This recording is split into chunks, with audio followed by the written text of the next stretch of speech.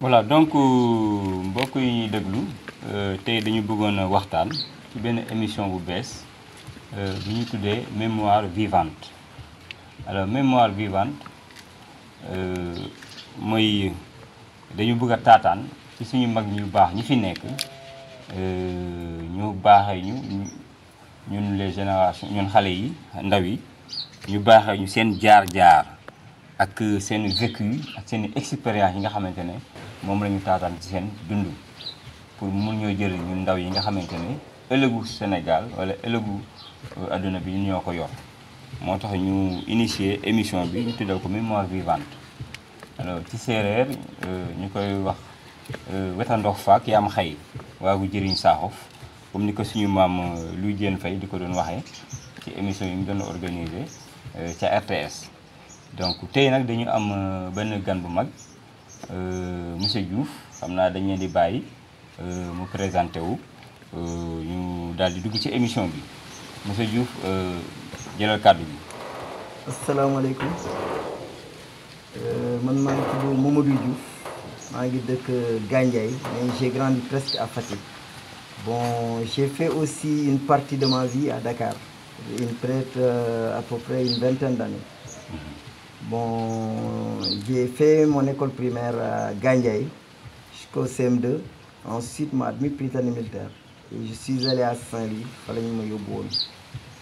Jot naa fa def ñeenti at et j'ai quitté à ma troisième.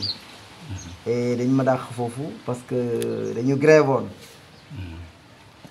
Et ça soo seetloo au Sénégal la carrière de l'élève moom foofu loolu toujours foofu lay amee problème.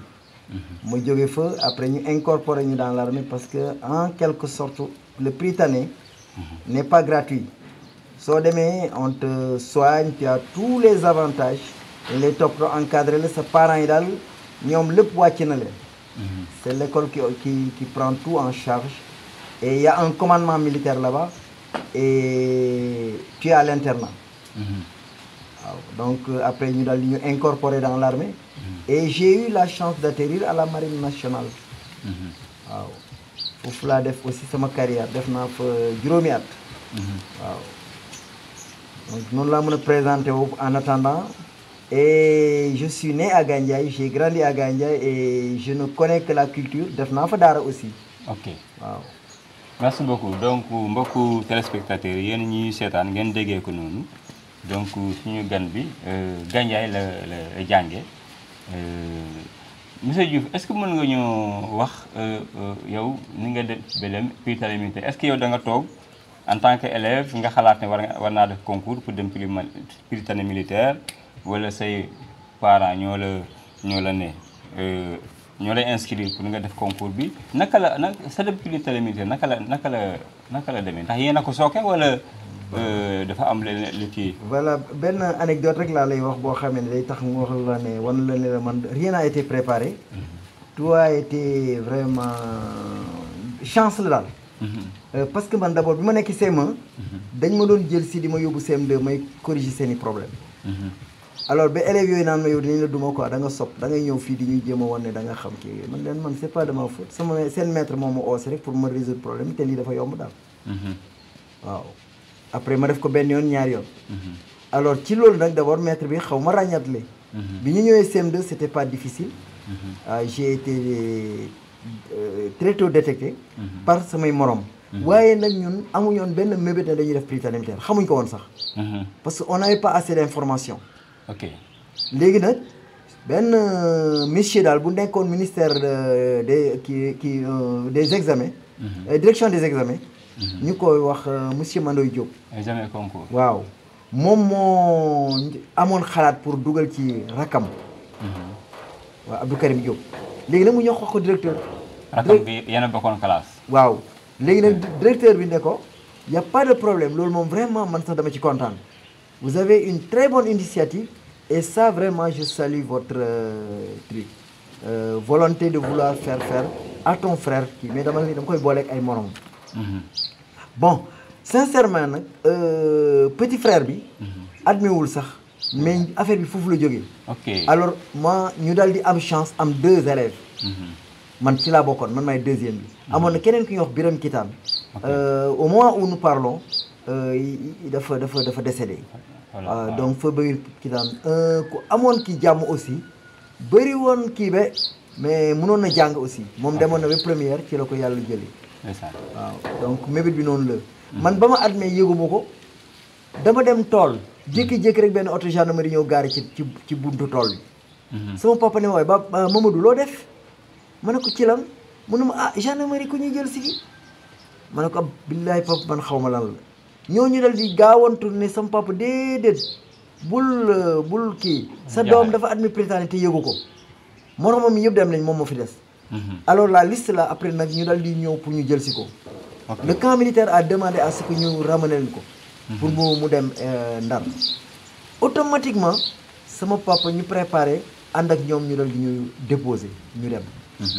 bi ñu demee camp ba dañu egsi rek ku ñuy wax colonel Saliou Ndiaye moom moo yore woon camp wi. mu dal di ñëw ne ma petit yow tu es en retard foo nekkoon ma ne ko man ni dama demoon tool mu ree mais allez préparer la ñu teg ko ci train bi mu dem. alors ils ont vu que le train pouvait peut-être prendre un peu de temps. Ils m'ont mis sur un vol qui partait à Saint-Louis. Fait que moi, par chance, à mon vol Kaolack yi. Noonu la ñu ma yóbbu Kanda comme ñu wax Kanda avion. ñu yóbbu fa rek moi j'ai fait un vol boo xam ne dafa mel ni ku gëmb rek xool rek egg si. waaw ci koo xam ne mosul jël sax mosul jël train. mosul jël benn moyen de transport lu dul oto te très rarement. waaw. jékki-jékki ñu dugal ci avion. donc ma egg na cëpp. ma egg si rek ñu ne ma demal fourrière nga jëli sa kii. sa yére ma dem jëli équipement yi. automatiquement je me suis mis en tenue dal di rejoindre groupe bi. xàmmeetuñ ma dama def 3 jours rek mel ni def naa fa weer. donc mu commencé adapté wu. bon après ñu may wax booy séeréer. waaw parce que je suis venu avec un ton un peu séeréer. après ñu ma ak le don Diouf ñu commencé ma wax booy séeréer ñu commencé intégrer. Et c'est comme ça que je suis entré au Prytanée militaire sur concours. Et de façon très brillante. Mais comme on dit, j'ai pas fait long feu. Je n'ai fait que le premier cycle. C'est le destin. Voilà. C'est le destin qui vous avait amené là-bas. Wow. Et c'est le destin qui vous a sorti à un moment donné. Wow. Mais quelque part, une leçon fausse d'une fois quand le destin frappe, souvent il frappe mal comme il frappe bien. Mais il y a toujours la main de l'homme. Ok. Nit ñi toujours dañuy wax le destin yàlla non mais toujours am na loxo nit. Parce que d'abord lu ma dugal ci grève man soutien de famille la nekk ak samay parents ñi yebal ma pour ma jàngi ma dem ay nit di ma yóbbaale et ñu waa ñi lay yóbbaale soo xoolee c'est de façon innocente que ngay agir ou bien da ngay ignorer. Donc parce que ni wax rek on n'est jamais innocent. da ngay toppandoo rek ba def lu bon. wala nga toppandoo ba def lu baax. waaye yal nañu yàlla di xiir toujours ñuy def lu baax. amiin amiin waaw foofu c'était une erreur fatale qui du ma ko fàtte mukk. Participer à une grève et soo xoolee li ñu doon ñaxtu jaru ko. gis nga waaw. ok donc parenthèse boobu am na ci solo surtout yenn ndaw yi nga xam ne yéen a ñuy déglu. ngeen bañ di ñu leen di entraîner ci yenn mouvement yoo xamante ne yéen xamul leen les tenants et les aboutissants. Parce que comme ni ko suñu gan bi waxee moom bokkul woon ci les meneurs de la grève. Donc dafa participer ci grève bi mais bokkul woon ci ñi diriger woon grève bi te gis ngeen ko conséquences yi kon yéen xale yi aussi. ngeen xool grève yi nga xamante ne moom la ñuy def ci école yi li koy sabab ak ñu koy jiite ba balaa ngeen ciy dugg na ngeen jàpp ci lu wóor loo xamante ne da ngeen di xam ne lii jar na tax ma xeex parce que su may xeex du pour man mais pour samay rak ak sama réew moo tax ma koy xeex donc na nekk une cause noble booy dem grève dafa nekk une cause noble donc je pense que loolu lañ ci mën a jàpp comme résumé. Alors donc monsieur Diouf léegi bi nga ñëwee ci école bi parce que comme ni nga ko waxee ci sa présentation def nga Prytanée militaire jóge nga foofu dem Bango def fa 5 ans jóge foofu dugg ci la marine nekk mécanicien si je ne me trompe. mécanicien bateau oui. Mécanicien bateau. Donc loolu permettre la nga def ay moom ay réew yoo xamante ne quelques voyages quelques voyages ba ci Arabie Saoudite je pense que jóge foofu ñëw Sénégal def port autonome de Dakar alors kon je pense que ñetti moment yooyu war nañ ci mën a jàng lu bëri mooy prytanée militaire deuxièmement mooy en tant que marine en tant que mécanicien bateau troisièmement en tant que agent portuaire au port autonome de Dakar surtout que ci jamono bi nga xamante ne coow li bëri na foofu ndax ñëpp xam nañ ne le port c'est le poumon économique du Sénégal koom-koom gu bëri foofu lay jaar liy dugg ci ak liy génn yëpp kon xëy na ak expérience bi nga am na loo ci xamante ne boo ci waxee xëy na nguur bi fi nekk war nañ ci mën a jëriñu kon léegi dañuy dellu ca école ba alors boo ne prytanée militaire mu nekk école boo xamante ne ay ponkal yu bëri yu jóg génn nañ fa bokk ci ñi jiite réew mi ñi yore réew mi alors kon am na lu fa spécial lu fa nekk lan monsieur Diouf lan moo nekk ci biir prytanée militaire en termes d'organisation en termes de méthode en termes de discipline en termes de contenu d'apprentissage lan moo fa nekk loo xamante ne vraiment mën nga ko baaxee ñu lay déglu. À part l'enseignement général que nous subissons, qui est dispensé par les professeurs et l'encadrement corps enseignant, il y a aussi un corps militaire. ñoom ñoo ngànk commandement bi. Il y a un directeur, c'est un commandant de l'école, il est souvent capitaine, commandant ou selon le grade daal, mais à partir de capitaine. Waaw bon soo xoolee. Le premier commandant de l'école était un capitaine Charles Thioréré moom lañ tuddee sax école bi. Soo xoolee nag la suite c'est échelonné.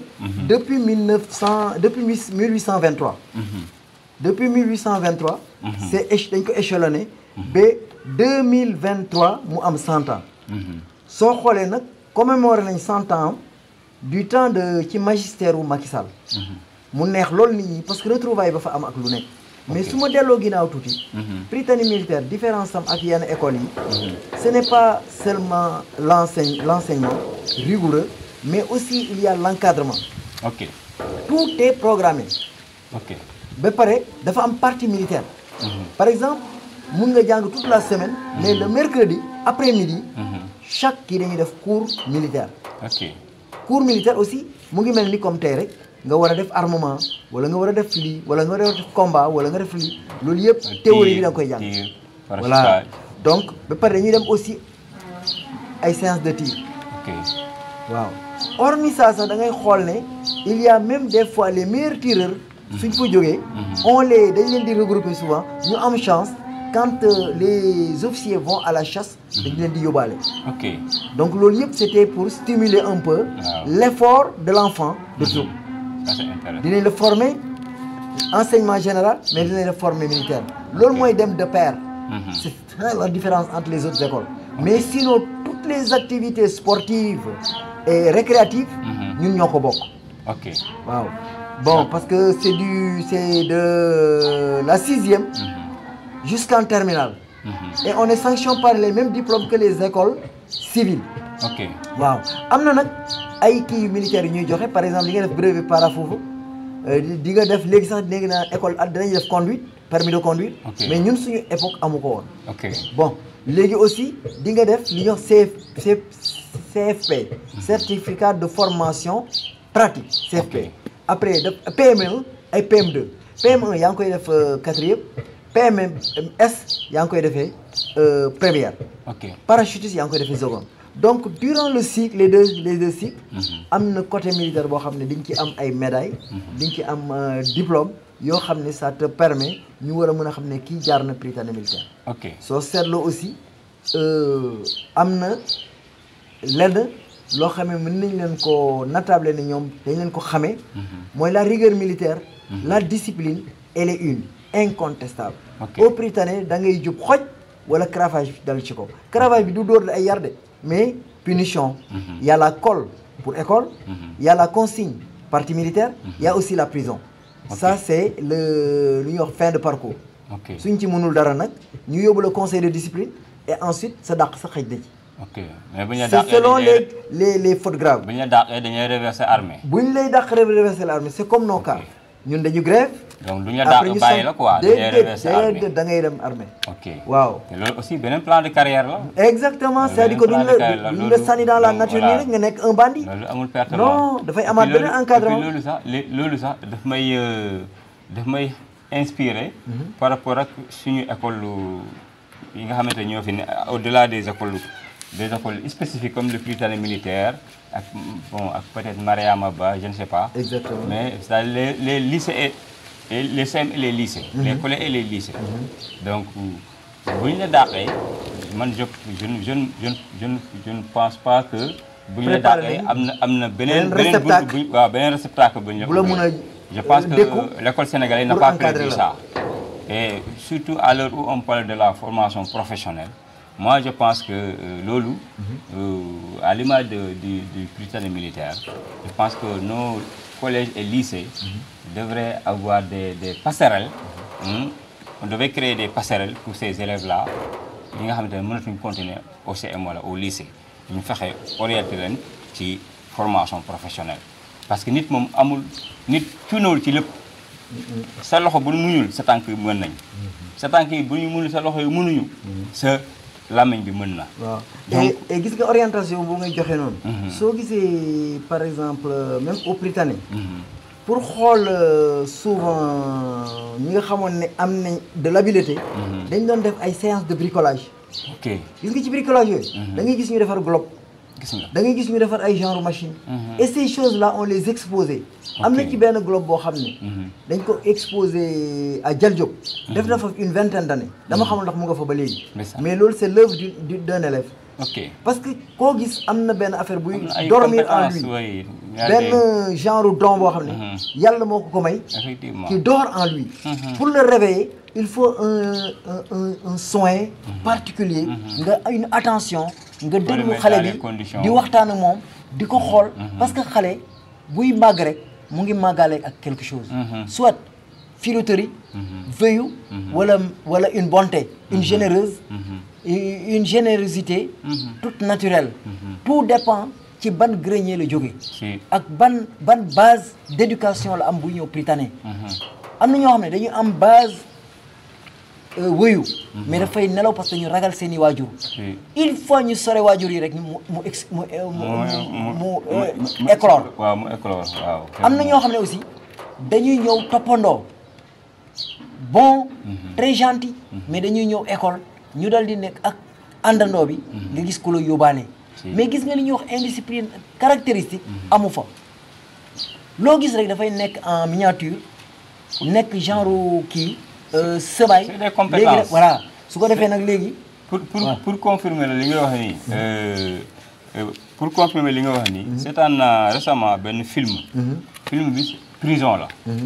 prison c'est une prison la boo xamante ne fa la ñuy yóbbu xale yi nga xamante ne entre guillemets dañoo indiscipliné. waaw te amaguñ âge pour qu'on les condamne. waaw amaguñ âge pour qu'on les condamne. am na Sénégal. waaw am na Sénégal ah. kaw mi moom la ñuy wax kaw mi. kaw mi moo nekk ci pont Yarax bi. ok c'est là-bas où on amène les enfants indélicats. nga xam ne ñoom dañuy échapper seen parents yi. di def ay actes yoo xam ne suñu leen bàyyee bu ñu yàggee seront de caïds. ok ils vont intégrer la pègre. ok léegi nag foofu nga àgg noonu. foofu nga àgg noonu. laa bëgg ñu taxaw. c'est-à-dire que société bi. moo leen étiqueté. jàpp ne ñii ce sont des enfants déviants. ce sont des déviants. alors. mais école bi non pédagogie ba fa nekk bi c'est extraordinaire c'est-à-dire que école bi jàppewul xale yi comme des déviants mais da leen jàppee comme des génies donc boo ñëwee discours bi ñu lay tenir mooy yow tu as un don c'est ce don là loolu soxla que ta famille ne comprend pas ne peut pas exploiter moo tax mu indi la fi mais indiwul fi parce que tu es un marginal. wala tu es un raté. wala tu es un caïque. donc jàppal ne yow don bi nga am sa yenn morom yi amuñu ko. moo tax ñu indi la fi donc ñëw bi nga ñëw fi privilège la ci yow avantage la ci yow. Et chaque prisonnier, ils ont identifié les compétences de ce prisonnier-là. am na koo xamante ne moom kii lay def day hacker la. hacker la. da doon hacker après ñu jàpp ko. donc xam nga kooku il a des compétences en matière de technologie. de pointe. de pointe kooku ñu jël ko di ko former ci loolu. donc ku ci nekk rek. dal di ignorer son côté. voilà marginal son côté animal. le côté sensible. sentimental. dañ koy tegagul ne yow compétence bi nga am. la ñu soxla fexe nga exceller ci. waaw après ñu doon indi l'éducation nag. pour que nga mën a réintégrer dans la société. donc je me suis dit que vraiment lii mooy c'est du génie. c'est du génie. donc pour confirmer li nga wax ni dans chaque enfant dort un génie. qu'il faut réveiller et pour que cet enfant-là puisse être bénéfique à la société. mais xale bi. mais boo ko étiqueté rek. yow wéyoo yow bandi nga mu commencé bu bandi. doo tekki avec des colibés du genre vraiment loolu bokk na ci liy gën a. découragé xale. li gën a découragé xale. il koy gën a poussé ba mu dem vers voilà ba mu dem foo xamante ne du neex ay waajuram du neex société bi. donc loolu aussi ñun parents yi nañ ci bàyyi xel. ñun jàngalekat yi aussi nañ ci bàyyi xel.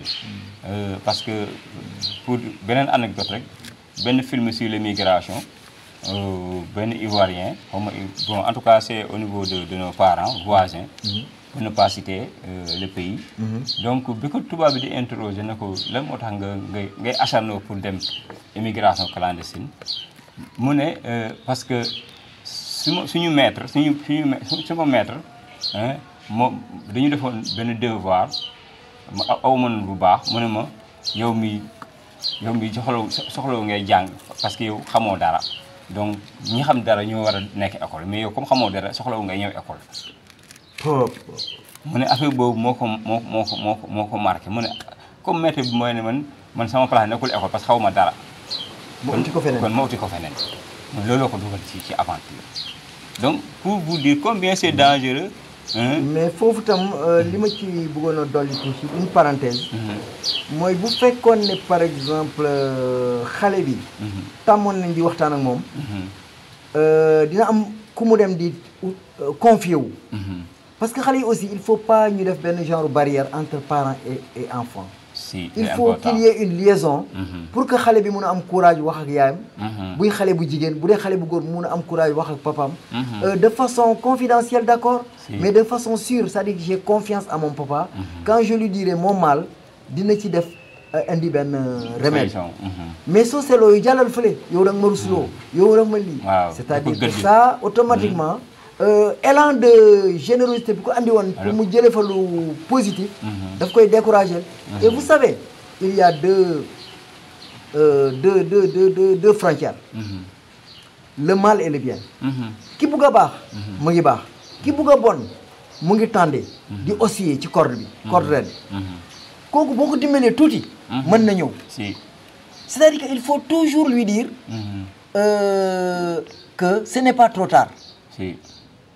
de recommencer. ce n'est pas trop tard de revenir. mais lana la del déglu sa waxu waajur.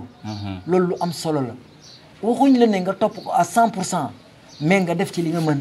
et chaque fois soo amee naqar soo amee. loolu la jaaxal nga dem ci sa mag sax. nga wax ko wala ku la mag mu xelal la. mais su amul loolu rek. l'enfant souvent du am fu mu jublu. loolu am na solo communication entre parents et enfant dafa xaw a tumuraanke ci suñu jamono ji te suñu maam yi xamuñu woon loolu li ngay wax ni xam nga ne bu njëkk ba loolu du woon problème. jamono moo changé avec l'individualisme tubaab bi gëm la ñu ne bopp sa bopp liberté de sorte que doom yi seen bopp sax pour ñoom bu ñuy wax ak seen i parents dañuy daf leen di tardé xam nga parents aussi jàpp ne c'est devenu un fardeau. Quand tu veux te préoccuper trop de tes enfants, ça devient un fardeau. am nga leen loo bëgg a def donc il faut qu'on revienne aux fondamentaux. ñun ay africains lañ donc am ay valeurs Et si nous revenons toujours sur le thème, c'est-à-dire que moi, par exemple, j'étais un grand ignorant de beaucoup de choses. Mënu ma woon baal. xaw ma woon musique lu bare. man bon sama alxuraan aussi mokkaluma alxuraan. mais am naa lu ma jullee. dem naa ba Yacine. mais mënu ma la ci expliquer dara. loolu tam erreur la sooy jàng alxuraan bisimilah dañ la ko war a tekkil. xul walaaw ñu wax la lan la. au fur et à mesure da ngay ne ah lii de yàlla tere na ko. ah lii de sama religion tere na ko. mu nga am ci fukk yu leer. moo gën a am ci téeméer yoo xam ne yow da nga naan tàllal te doo ko mën a expliquer. ça c'est une erreur aussi pédagogique. soo xoolee les daara. soo gisee ñu bëgg leen moderniser. rien que loolu rek la. parce que dañ leen war a jàppale. ñu mun a fexe li ñuy jàng ñu di ko firi. ba pare soo seetloo est-ce que le talibé on doit le regarder dans les haillons. est-ce que talibé dañ ko war a tànku neen. est-ce que talibé dañ ko war a kii ndax pot bi. est-ce que non c'est vrai que tout le monde ñëpp mënuñ dem école. mais ñu encadré leen ba nga xam ne le talibé maintenant dafay am benn genre dund boo xam ne dafay yem ak bu nekkoon kër papam wala kër yaayam. di génn ci parents yi. xam nga amul benn xale buy dem école di sol ay sagar. c'est mal vu. waroon nañ nag xoole loolu. mais c'est pas que ñu koy def ay thèmes gouvernementaux yi le gouvernement di ci bokk yi di def ay politique kii loolu du dem xam luy dem. ku nekk gox ba nga nekk nga jàpp ci. naturellement nga xaar ci nga bañ ci xaar subvention. nga bañ ci xaar alal. nga def ko comme ni ngay def sa doom. effectivement kooku tam c'est un passage que je voulais développer. am na solo waaw pour ñu am na solo pour suñu mbokku jàngalekat yi parce que ci éducation lañu nekk. waaw mënatuñ dem ci enseignement moderne ñu bàyyi daara de côté ils vont de pair. religieux ou bien coranique. waaw donc loolu aussi am na solo suñu mbokku ndongo daara yi parce que pourtant démb li nga wax ni démb rek laa ci doon waxtaan ak benn oustaz ma ne ko. enseignement religieux ou bien islamique avancé wul 1940 ba léegi ci loolu la ñu nekk ma ne ko pour preuve yéen ustaas yi da ngeen jàpp ne jàngale diine mooy nga wone ne da ngaa pauvre parce que vous tendez toujours pour la pitance 1940 ba léegi ci loolu ngeen nekk. seen élèves yi wala seen taalibe yi li ngeen di jàngal mooy génnal nga dem yelwaan yi génnal nga dem ñaan yi gannaaw bu ñu jàngee ba pare donc nit ñi ñoo leen war a jox li ngeen war a lekk nit ñi leen war a jox li ngeen war a sol 1940 ba léegi ci loolu ngeen ne ma ne ko ñaareel ba mooy bu ngeen nekkee ci jàkka yi ak jumaa yi di xutba ci jumaa yi yéen da ngeen di jël alxuraan bi di ko tari ba nit ñi di nelaw te ñi leen di déglu xamuñu lan ngeen di wax parce que ñi leen di déglu ñu si bëri. le sermon du vendredi par exemple le sermon du vendredi. mën na ko démb rek le sermon du vendredi yow na nga mën a ñëwee di wax ay say mbokku jullit wala dugal dara seen bopp di làkk loo xamante ne xamuñu ko. ba làkk bi jeex. man par exemple su ma ci doon ajouté suma kii man mi nga xam ne doomu daara la. waaw man je dirais simplement que. C'est bien beau de suivre les pas du prophète sallallahu alayhi wa sallam, de suivre les pas de nos ancêtres, les érudits, comme Aïe Serigne Touba, comme Aladji Malik et d'autres. C'est des exemples. Mais si on regarde le contexte, très bien. Nous, l'époque où nous vivre, il n'y avait pas le progrès. Il manquait de beaucoup de choses. Quand on disait que Serigne bi soxlawul xaalis, mais Serigne bi dafa xamuloon xaalis. amul benn besoin xam lu mu xam moom dafa bëggoon yar bawol ci lan ci am yar am waaw parce que temps yooyu paganisme bi dafa bëri te moom loolu la tobe d'ailleurs il paraît que ci li ma dégg parce que awma ci preuve que même le roi Lat Dior lui daf ko doon proposé mu nekk cadet te xamul ne ambition sëriñ bi ëpp na loolu ndax leer bi ko dugg ëpp na loolu donc ñëpp xam ne ni sëñ Touba leeram boobu moom moo taxoon mu dal di nekk koo xamee ne dafa nekk en retrait malgré le tubaab bi écueil yi mu ko tegal yëpp gis na ni ko yàlla dimbalee mu jéggi leen donc ñun xam nañ magaayam xam nañ sa sainteté et d'autres comme El Hadji Malick comme El Hadji Abdoulaye Niass comme les Dem comme El Hadji Omar bi nga xam ne moo dugal tarixa Tijaan Sénégal donc Wow. Si nous devons rendre à César, c'est César, on dira que le Sénégal est plein d'érudits. Borom xam-xam. Mais xam nga lan la mais est-ce que ñoom ils ont réussi la mission d'inculquer aux petits talibés cette ñoose là bi nga xam ne day tax ñu ragal yàlla ba pare ñu ragal def lu bon ñu ragal wax lu bon mais da ngay xool xale yi bu ñuy wax rajo xale yi bu ñuy wax ci réseau mais da nga ciy gis ay Maxtar ay lu ñuy wax Bamba ay Cheikh Tidiane ay Mohamed ay Abdou Karim mais ñooñu ñoo la gën a insolent pour lan parce que seen yaay yi dañuy saaga seen baay yi dañuy saaga sëriñ bi jàngalu la saaga lu mu la jàngal alxuraan ne la jubal mais jubal mooy lan daf ko bàyyi sa loxo yi waajur moom alxuraan bi la lay dugal jeex na léegi nag loolu laa ci waroon mën a joxe et en attendant on parlera beaucoup de l'éducation de l'enfant par rapport au dara par rapport à l'école mais par rapport aussi au quartier bien sûr bien sûr et aussi la rue ni mu yàqe et la rue ni mu yàqe parce que da ngay liggéey sa biir kër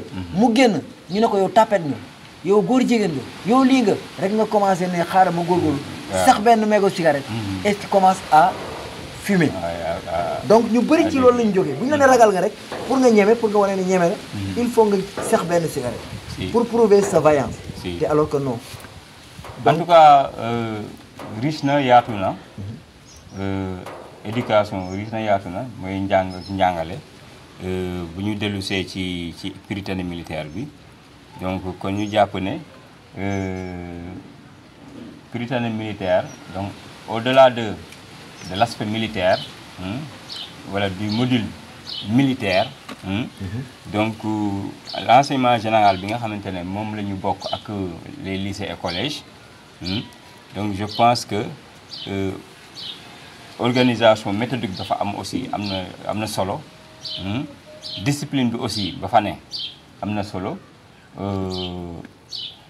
émulation ba fa nekk aussi am na solo de sorte que même bu ñuy reconnaître dans d'autres écoles ay ponkal dañ fay génn di jëriñ réew mi la particularité du prytanée militaire mooy comme ni nga ko waxee duñ dàq kenn donc duñ la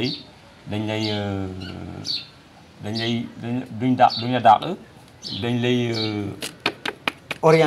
orienté nga def service militaire am beneen plan de carrière alors donc loolu aussi moo tax suñu gan bi yàlla def mu am beneen plan de carrière bi mu jógee prytanée militaire mu dugg ci la marine mooy marine marchande marine nationale la marine nationale militaire après nekk fa moom la ñuy wax école navale ok moom la ñuy wax école navale donc mu nekk fa mécanicien de bateau alors donc kon ngeen xam ne suñu gan bi am na parcours bu riche parce que quand un parcours est accidentaire il devient riche. oui da ngay am vécu. voilà waaw et man sama fort mooy lan. mooy je me rappelle quand j'étais dans la marine après ma formation. J'ai eu mon diplôme. ñu war ma yóbbu ci benn service. pour ma commencer nag di familiariser ak matériel bi. mais j'avais un professeur de technologie. daf ma ne non magasin électrique la may yóbbu ma ne ko pourquoi mu ne ma daf ma neex xam nga le chef a toujours raison comme on dit dans l'armée. Ça c'est les règles de Napoléon. qui ne sont jamais révisées parce que noonu la mën a mel armée moom. c'est la grande muette. waaw la discipline d'abord de rigueur. ensuite on ne conteste pas da ngay def ba pare. nga soog a réclamer. loolu moom d'accord nañ ci parce que noonu rek la mën a demee pour que l'armée soit une grande muette. et puis mu am rigueur mu am lépp. loolu moom vraiment amul lu ñu ci contester Napoléon a été vraiment le meilleur. mais ça n'empêche que l'individu réfléchisse. Bien sûr. man nag j'ai réfléchi. J'ai dit que nan laa mën a defee mécanique. ñu may affecté magasin électrique qu'est-ce que je vais apprendre là-bas comme matériel.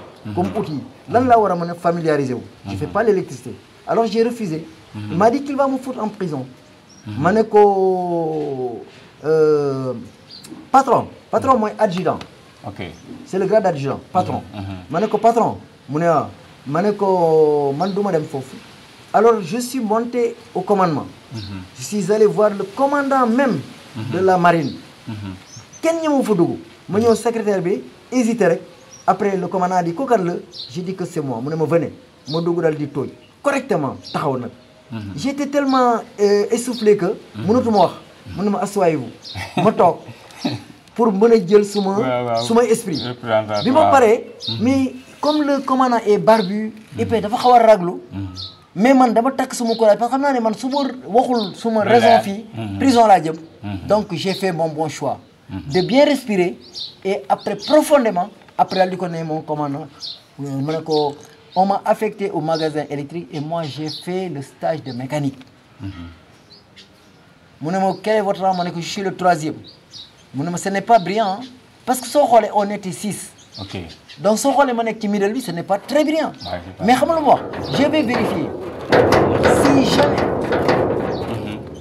si jamais vous mentez vous allez quitter l'école et vous allez quitter la marine et vous allez en prison ma ne ko oui mon commandant ma toog mu yónnee il a fait des investigations il s'est rendu compte que j'ai raison c'est ce jour-là qu'on m'a affecté sur un bateau et j'étais pas le major man maa njëkk a embarqué te li may wax nii ñooñu bu ñu ko déggee dinañ xam ne li may wax dëgg la maa njëkk a embarqué le premier et le deuxième le deuxième c'était un lu ñuy wax pléa le premier fàtte naa ko daal mais c'était un brillant type de Dakar aussi un lébu waaw parce que ñun ñoo defaroon matelotage ñoo def lépp après ñu dem defi mécanique j'étais le 3e à l'examen waa Dieng il est de Mbour Boubacar Dieng waaw suma xarit la suma naataango la di mu ngi may dégg il a terminé sa carrière au port de Dakar waaw comme un grand mécanicien un chef d'ailleurs waaw que vraiment léegi nag ma embarqué ñu ne ma yow mais nan nga mën a def bi embarqué yow jël 3e ñun ñu nekk fii nga kii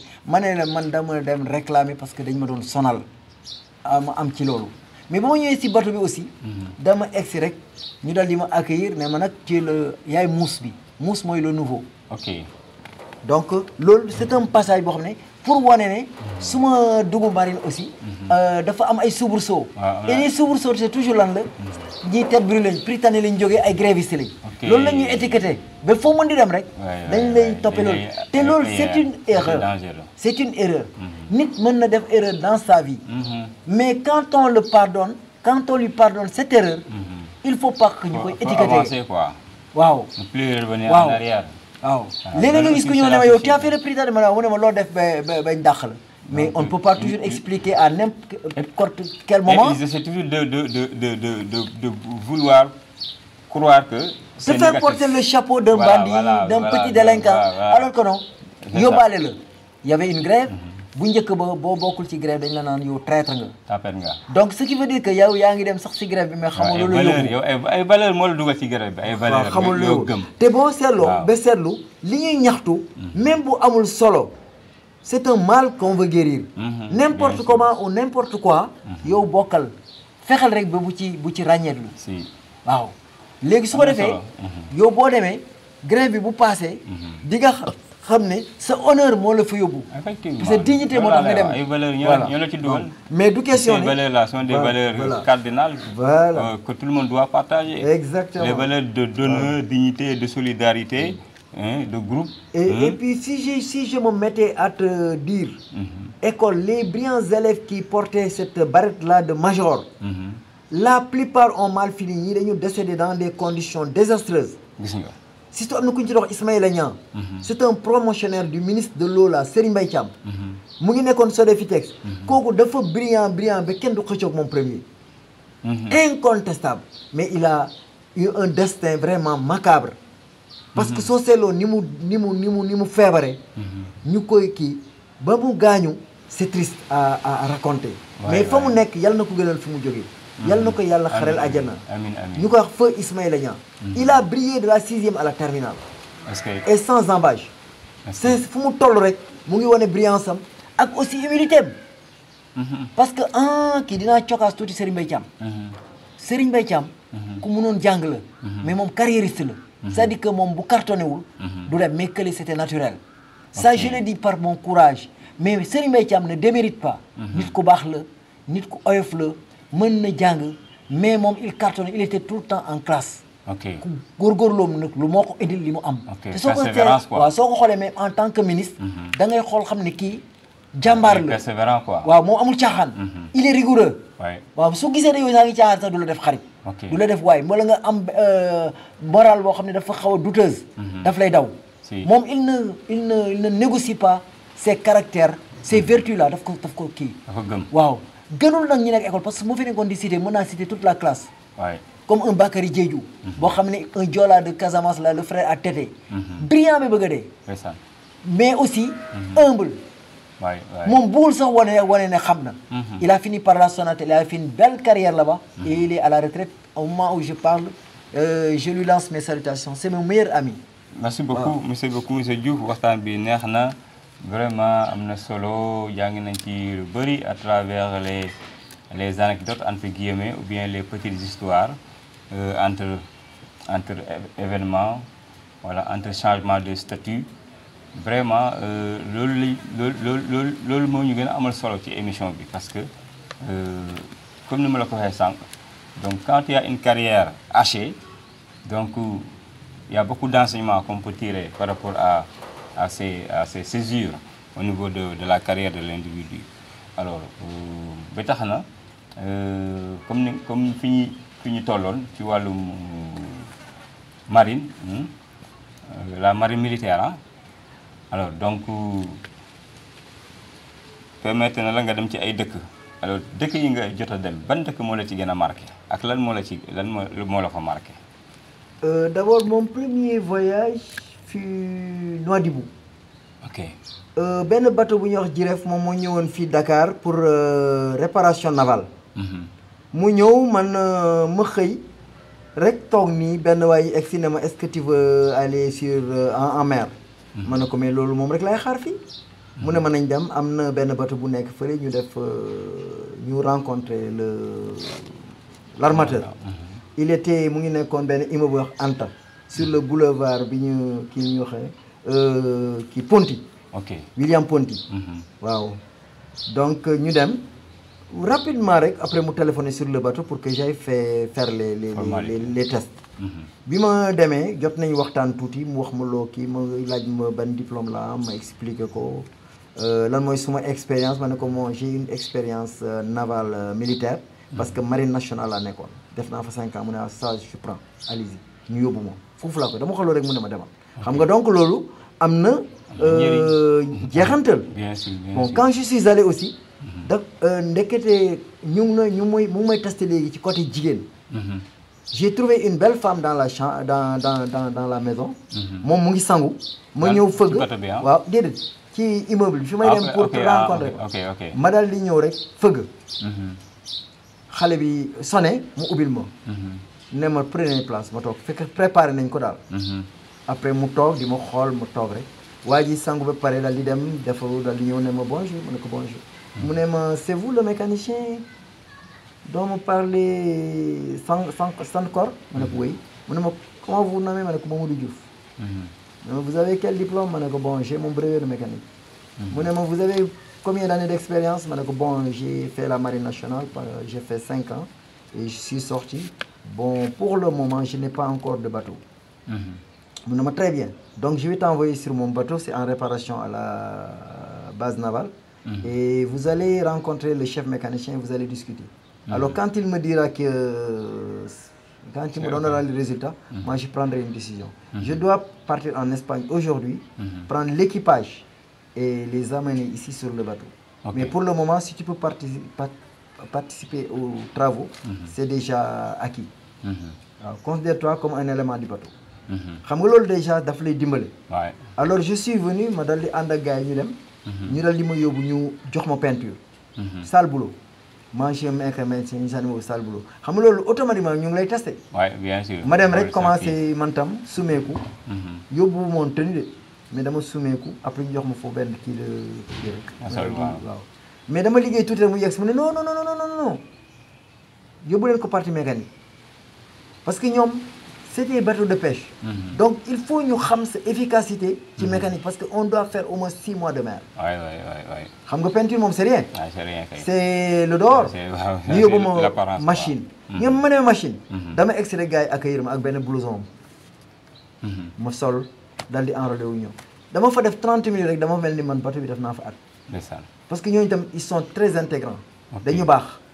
et l'espagnol là man li ma gën a frappé mooy tenue blanche la sol ok chemise blanche lay liggéey le chef mécanicien lu tax mais connaissance am et puis bëriwul wax moom il te parle même avec les yeux te fait des signes pour nga jox ko ay affaire ok ñu koy xool muy kii après mu présenté ma bateau bi defal ma description en anglais parce que il a fait l'anglais ñoom defuñu français ñu dal di xaw a échanger rek j'étais pas très fort en anglais mais je me démerdais pour comprendre ñu dal di commencer mais da ngay xool xam ne les espagnols ak ñun dafa am lu ñuyoo loolu tax ñu wax sous les tropiques on a le sang chaud dañuy gaaw a mer dañuy gaaw a tàng mais aussi quand il s'agit de travail de rigueur là aussi on s'y engage correctement et entièrement te loolu mooy nit gis nga nit sa caractère bu ko nëbb mais xoolal waneel sa yar sa teggin mais na nga wane sa rigueur man ku gaaw a mer la je me chauffe vite mais du ma jël rancune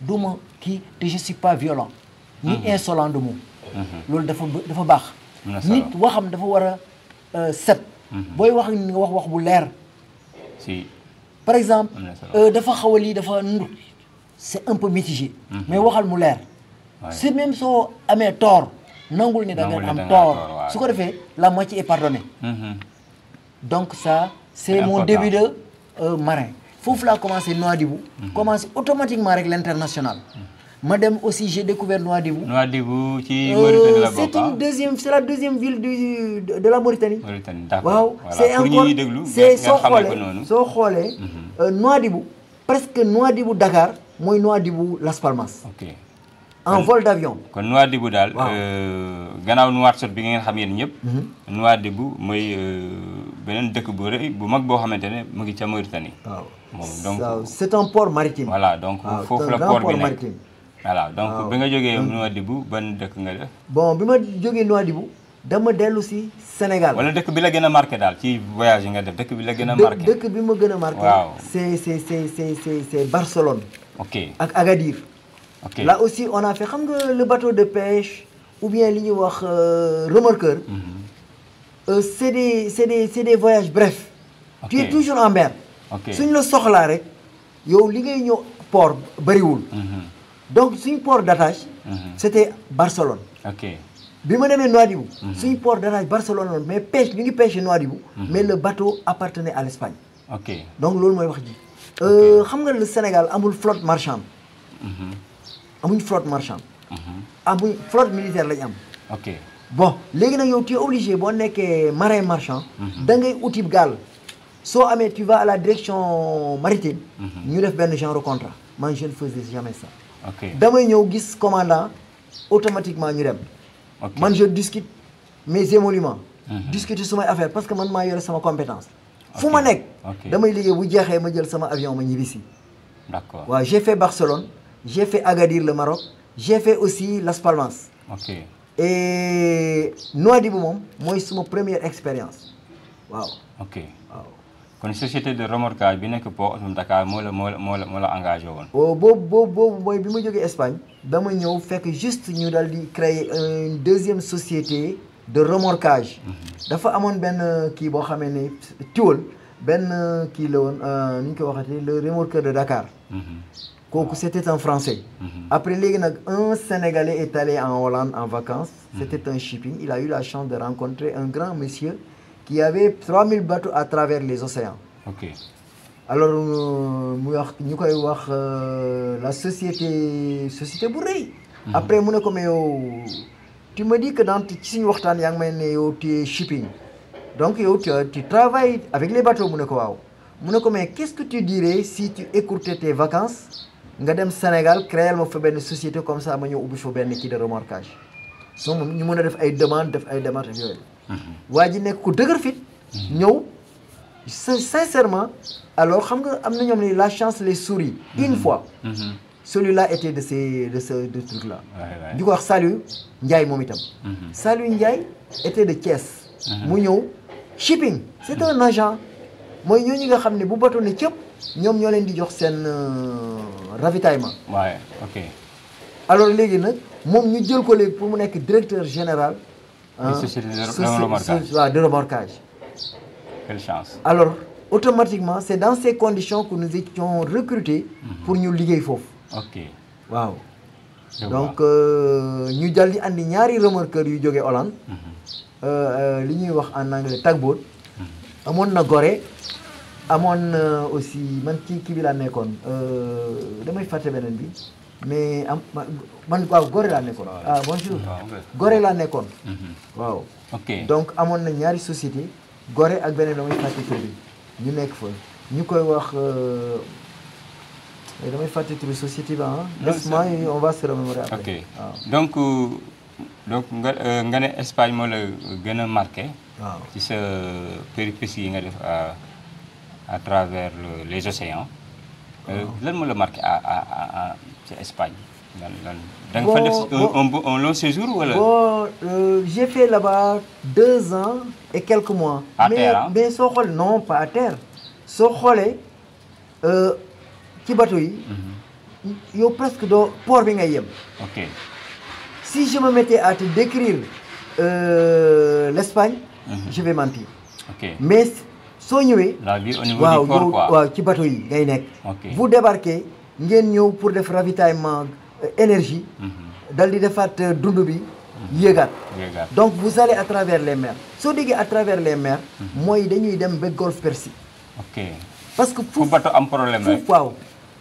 ngeen ñu contacter leen ngeen dem. voilà foo xamee ne am na kii rek yow fa nga jëm. ok donc j'ai fait 2 ans et demi là-bas après ma jël congé ñëw. bi ma ñëwee la société qui nous avait engagé. le gars c'est un Mauritanien. après mu daal di am problème. après mu débarqué africain yi. ok les Espagnols aussi ont rompu le contrat ñu ñibbi. je me rappelle même ci heure carnaval la. ñoom seen kii carnaval yi bu amee am na bu Rio am na bu Espagne. bu amee. c'est comme genre Pâques pour les catholiques. ou bien Tabaski pour les musulmans. tout le monde ñëpp dañuy kii pour dem fa. waaye nag da ngay bàyyi dem ñu ngi dem mais xamuñu wax dañ dellu si parce que ñoom en principe le directeur africain n'honore pas ses engagements. ok après mu dem. d'accord ça c'est. donc man maa ngi jógee Nouadhibou laa jëlee avion ñëw ñibbi si Dakar. ok waaw. ça c'est important donc pour résumer. donc yaa ngi dugg tali militaire en quelle année. 70 71. 70 71 alors dem. Marine maa ngi fa dugg 77. Marine nga 2 ans après 77. waaw donc quitté société de remorquage bi en quelle année à peu près. bon xam nga maa ngi jógee Nouadhibou 87. 87. maa ngi jógee Marine 81. non 82. waaw donc 87 ma daal di jógee Mauritanie. xam nga lu ñu andi woon. j'allais l'oublier même sont les événements mauritaniens. ok man dama jël congé. ma ñëw mu am événement. je n'ai plus mënatuma retourner directement dem Nouadhibou alors ma jóge fii dem Barcelone. noonu la 89 la woon ah si waaw waaw bon xam nga rek je peux oublier. mais man 87 89 laa def foofu. waaw waaw 87 89 dama ñëw congé. 10 jours laa def Sénégal rek affaire bi éclaté. heureusement. waaw li yàlla di def. waaw rek nga enchaîné. waaw ma dal di ñëw. def suma congé mu pare. bu nu ma delloo Mauritanie. alors Barcelone m'a appelé. ma jël fi daal di dem. ok donc noonu la affaire bi ñoom ils m'ont pris dans leur truc. d'accord waaw le remorqueur nag ce sont des Hollandais et c'était une société sénégalaise.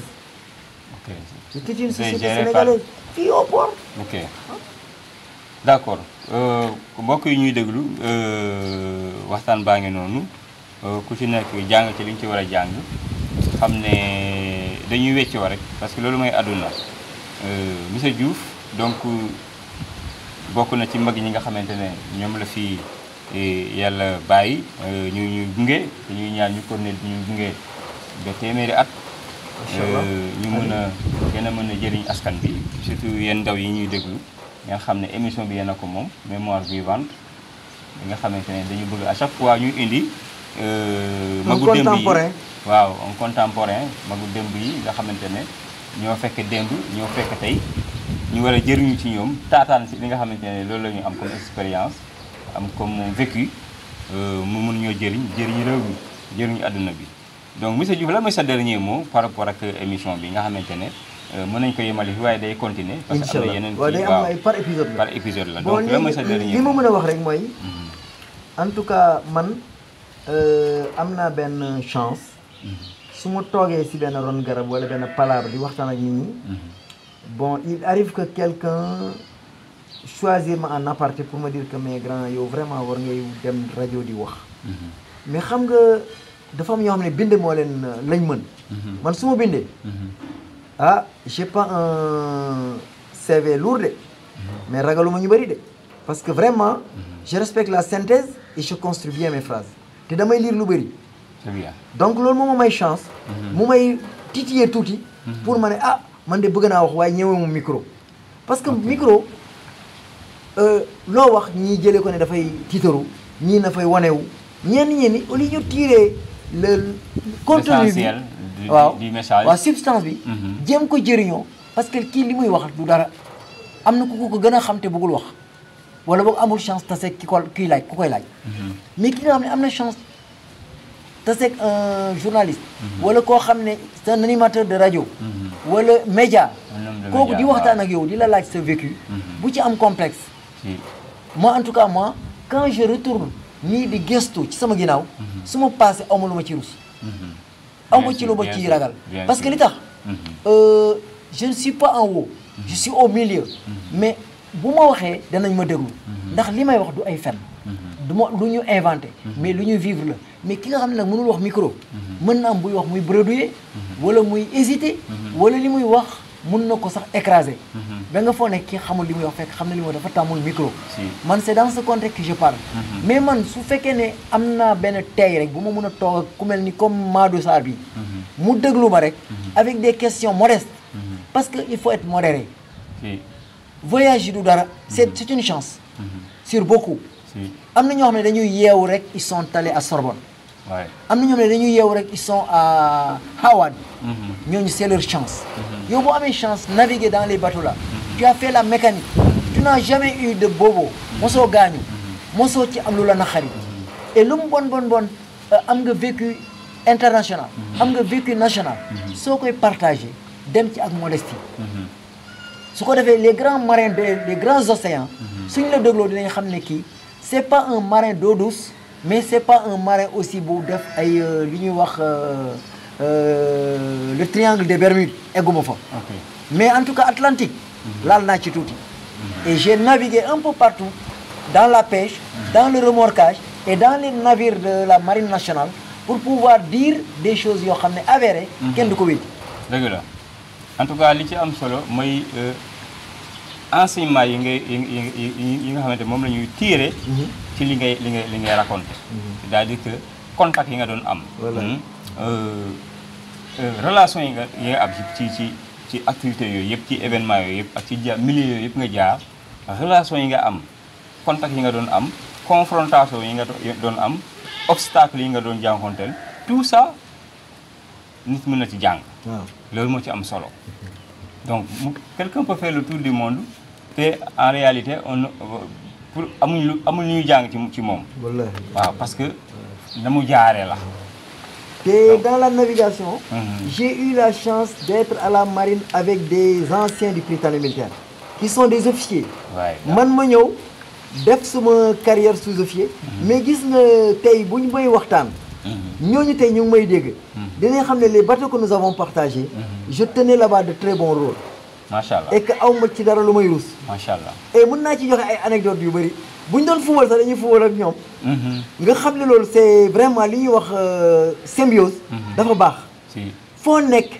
ngeen di kii officier et sous-officier et matelot jaxasoo di fubal dafa neex mais suñ demee ci commandement bi da ngay xam ne kii c'est le commandant kii c'est le second kii c'est le contremaître kii c'est le bosco doo fa nekk amul kii parce que en matière maritime le commandant c'est comme le président de la République gis nga moom notam c'est fatal su la noté de façon mauvaise rek yow dañ lay kii et puis naa la wax lenn le marin il waatul de mais il est passif de la peine de prison yu lourde su fekkee da nga def faute grave en mer ok incendie wala faute grave dañ lay yóbbu traduire le au tribunal. non vous avez un code, le code de la marine marchande. voilà voilà le code de la donc soo ko defee marchande. soo xoolee da ngay xool ne yow boo amee rigueur ci sa bopp jëlee ko si dans l'armée surtout dans la marine nga dem dans la marine marchande c'est la même chose. Les commandants ils ont les mêmes compétences. La preuve en est que un commandant un militaire benn bateau buy dugg si port c'est un pilote civil moo koy dugal quel que soit nag le bateau su nekkee bateau militaire na loolu sax mën nañ ko yóbbu fële kii naval waaw mais su fekkee ne c'est les grands paquebots humains c'est les pilotes sénégalais ñoo koy dugal donc la compétence benn ils sont sortis des mêmes écoles. D'ailleurs à Fatick on a un grand pilote boo xam ne il est à la retraite ñu koy wax Modou Dione kër Pa Farba Diouf la dëkk kooku te kooku su ma leen amul bac doo ko weddi il n'a pas fait les grandes écoles mais gisuma pilote bu ko sot Sénégal. il est toujours. il est vivant te waaw mu ngi fi te naa la mos a fexe nga am ak moom benn genre lu mel ni bu boobaa la gën a riche parce que il a fait toutes les mers du monde. Algérie la njëkkee def océan yi. donc kooku suma aîné la suma mag la ba pare sama chef la. il a été pilote au port. mën nañ def te yàggul retraité mën nañ def émission A3. A3 oui ça sera aussi très intéressant oui on pourrait faire une émission A3. moo tax ma koy titiller ni au passage. ok donc en conclusion. daal waxtaan bi lu mu neex mooy que la jeunesse là les portes sont ouvertes. man li ma leen di ñaax rek. mooy ñu góorgóorlu école. parce que gis nga boo amul njàng mu wóor. amoo diplôme. tu n'as rien. parce que d'abord on te dit yow tu as fait quelle formation. tu as quel métier. mais yow d'accord c'est bon de suivre les politiciens di leen jàppale ba ñu jël pouvoir mais li gën a neex. nga am sa njàng am sa diplôme ñu mun la caser fenn. mais dugal ma fenn ñu dugal la foo xam ne du sa place. doo fa yàgg te nguur yi nga gis nii c'est des nguur alternatifs. nous sommes à la 3e alternance. et on ne sait jamais lan demee lan lay doon. ñu wax ne tomorrow is another day. xamuñ lan la. donc nañ fexe balaa nguur gi di fi jóge nga am sa formation jàpp ci moo gën nga topp politique bi. parce que am na loo xam ne boo ko gisee ku di ko def man kenn du ma lakkaloo. kenn du ma yàqaloo kenn du ma def loolu leneen. te kenn santu fi kenn mu lakk. ku lakk yaa lakkal sa bopp. te yow yaay expliqué wu ëllëg. donc moytu leen bu leen grévé ngeen di lakk boo leen grévé ngeen di sànni xeer boo leen grévé ngeen di yàq seen école yi surtout l'université. mais c'est un kii boo xam ne point focal boo xam ne nañ ci attardé wu tuuti. bàyyi leen lakk bàyyi leen yàq parce que le manuel laa ngeen di lakk am na manuel yoo xam ne amatul. am na manuel yoo xam ne amatul. tey boo demoon IFAN. da nga fa fekk ay brochures yoo xam ne boo ko xoolee tu auras nga xam le vécu de nos ancêtres. wala la chair de poule. waaw léegi nag yow nga ñëwal sa bibliothèque lakk ko. te yow ci ngay documenté woo su fekkee am nga portable Google dina la initier Google lim lay wax dafay bref. dafay xaw a sommaire. mais gis nga fële tu vas en profondeur. soo demee ci rayon yi ba xëcc ci benn livre poussiéreux la. billaay la fa nekk. c'est un trésor. mais loolu mooy trésor. mais bàyyi leen lakk bàyyi leen yàq bàyyi leen nekk ci réseau yi di saaga ku am waajur bu baax am waajur lu tax ngay saaga keneen. ku am benn madame bu baax nga xam ne respecté nga ko lu tax ngay saaga madame bu jaambur. wala jigéen bi aussi téye lam lu ñaaw di ko teg ci góor. nañu fexe ñu am yar am teggin xam ni ñu waxee l'élégance ce n'est pas la façon dont nous nous habillons mais c'est la manière bi ñuy suñu allure solu la wax la ak lan générosité intérieure boo xam ne boo sourire sax ñoo xam ne kii il est élégant. merci beaucoup encore une fois. je ferme la page. monsieur Diouf conclusion bi neex na saf na am na xorom am na ñam donc yéen ñi ñuy déglu surtout yéen jeunesse bi yéen ndaw yi. ngeen bàyyi ci xel bu baax a baax ci suñu gan bi lim fi indi ak lim fi wax donc xam naa dañuy yemale fi émission bi nañ dellu si waat continuer deuxième partie bi parce que li première partie bi la ñoo ngi gërëm ñëpp di sant ñëpp wasalaam et à très bientôt sur notre émission intitulée Mémoire vivante. Waaw.